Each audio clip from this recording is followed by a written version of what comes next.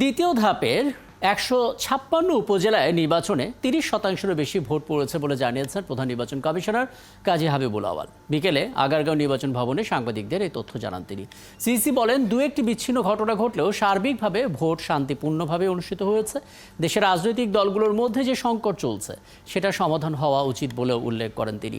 এর আগে মঙ্গলবার সকাল ৮টায় শুরু হয়ে বিরতিহীনভাবে ভোট গ্রহণ চলে বিকেল ৪টা পর্যন্ত। বিভিন্ন স্থানে গুলিবর্ষণ, সংঘর্ষ এবং প্রিজাইডিং কর্মকর্তা আটক সহ কিছু বিচ্ছিন্ন ঘটনার মধ্য দিয়ে ভোট গ্রহণটি শেষ হয়। বলছিলাম, মোটামুটি শান্তিপূর্ণ পরিবেশেই সম্পন্ন হয়েছে ভোট গ্রহণ। তবে প্রথম ধাপের তুলনায় এবার ভোটের উপস্থিতি ছিল বেশি এবং এখান থেকে আলাপটা শুরু করতে চাই। আমাদের সঙ্গে আছেন সাবেক নির্বাচন কমিশনার অবসরপ্রাপ্ত ব্রিগেডিয়ার জেনারেল এম শাখাত হোসেন। জেনারেল এম শাখাত হোসেন, আপনাকে আমন্ত্রণ জানাচ্ছি। শুরুতে একটা বিষয় একটু জেনে নিতে চাই, মানে উপজেলা নির্বাচনে প্রথম ধাপের তুলনায় ভোটার বেশি হয়েছে, কমিশন দাবি করছে, সাথে কমিশন এটাও বলছে যে ভোটার উপস্থিতি আশানুরূপ নয়। আপনি অন্তত আপনার অভিজ্ঞতা থেকে ভোটার উপস্থিতি আর নির্বাচনী পরিবেশ নিয়ে বিশেষ কি পর্যবেক্ষণ করছেন? আমি গ্রাউন্ড রিপোর্ট তো আর আমার কাছে তেমন নেই। আমি ২-৪ জায়গায় যেখানে আমার ইন্টারেস্ট ছিল আমি একটা খবর নিয়েছি। বাই এন্ড লার্জ শান্তিপূর্ণ হয়েছে। যেগুলো রিপোর্টেড হয়েছে বা যেগুলো শোনা যাচ্ছে সেগুলো ডেফিনেটলি আমার মনে হয় যে একটা নির্বাচন, আমাদের দেশের নির্বাচন ওইটুকু না হওয়া মানে আমরা একেবারে ইউরোপ হয়ে গেছে, তা ঠিক নয়। এটা অতটুকু অল রাইট, এবং কিছু কিছু অ্যাকশন ইলেকশন কমিশন নিয়েছে, সেটাও ঠিক আছে। আপনি যে কথাটা বললেন যে দ্বিতীয় বিষয়টি যেটা, এখানে বেশ কিছু কথা আছে যে ভোটার বেশি হয়েছে আবার পার্সেন্টেজ কম।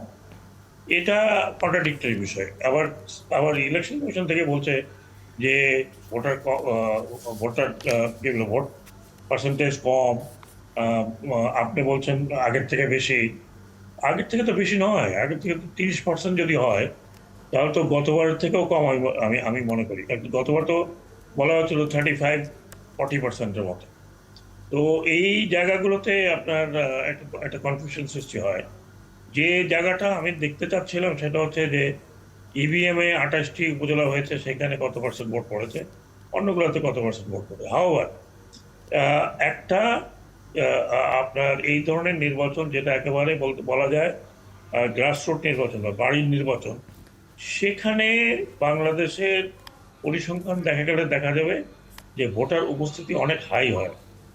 65-70% কাছে ভোটার উপস্থিতি হয়। তাহলে আমাদেরকে চিন্তা করতে হবে যে ভোটার উপস্থিতি কেন হলো না। ভোটার উপস্থিতি কেন হলো না, সেগুলোর অনেকগুলো কারণ আছে। সেই কারণের মধ্যে নাম্বার 1 কারণ হচ্ছে যে ভোটাররা কি পাবো বা কি গেলে পরে কি হবে সেটা চিন্তা করে। দ্বিতীয় কারণ হচ্ছে যে তাদের মনমতো প্রার্থীদের খুঁজে পাচ্ছে না।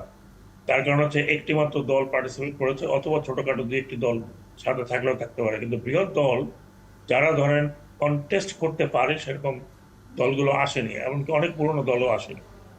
এখন কেন আসেনি সেটা তারাই বলতে পারবে, যে কারণে আমরা ভোটার উপস্থিতি দেখছি না।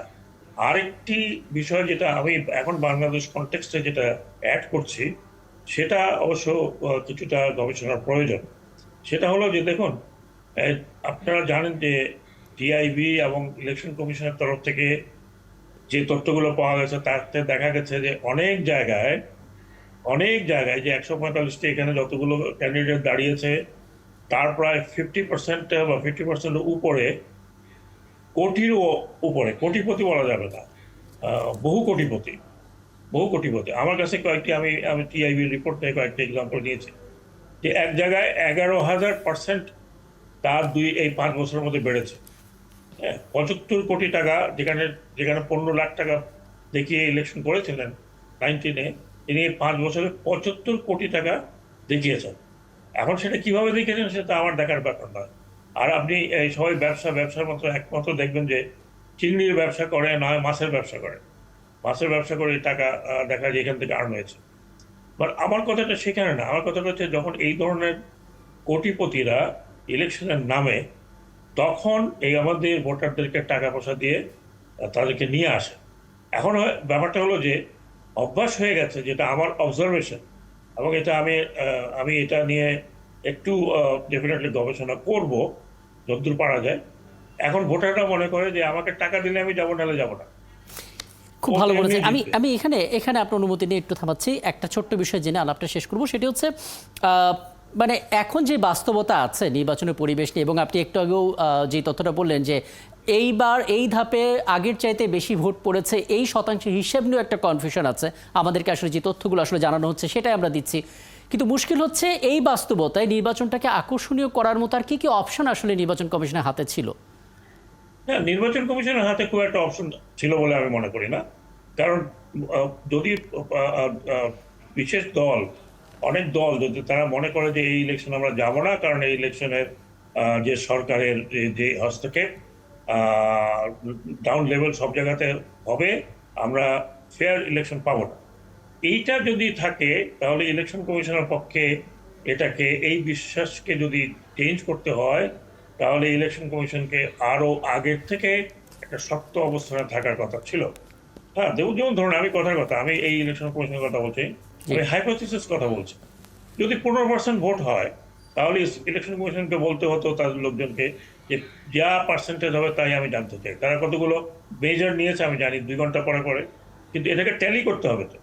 এখন ব্যাপারটা হলো যে ইলেকশন কমিশন তো এখান থেকে বসে ওই ধরুন কোন চরের মধ্যে কে প্রিজাইডিং অফিসার কি বলছে সেটা তো করতে গেলে তাদের অনেকগুলো পরিশ্রম করতে হবে। জি, সেটা একটা বিষয়। দ্বিতীয় বিষয় হচ্ছে যে যদি পলিটিক্যাল পার্টি এটা কন্টেস্টেড না হয়, একটি দলের মধ্যে আপনি যতই বলেন কন্টেস্ট হয় না, কন্টেস্টেড যদি না হয়, তাহলে সেখানে ভোটাররা আসবে না। ভোটারদের ইন্টারেস্ট কি হবে? এখন যেটা আমি বললাম, যে এখন যাদের কাছে টাকা পয়সা আছে তারা ভোটারদেরকে পয়সা দিয়ে কিনে নিয়ে আসে।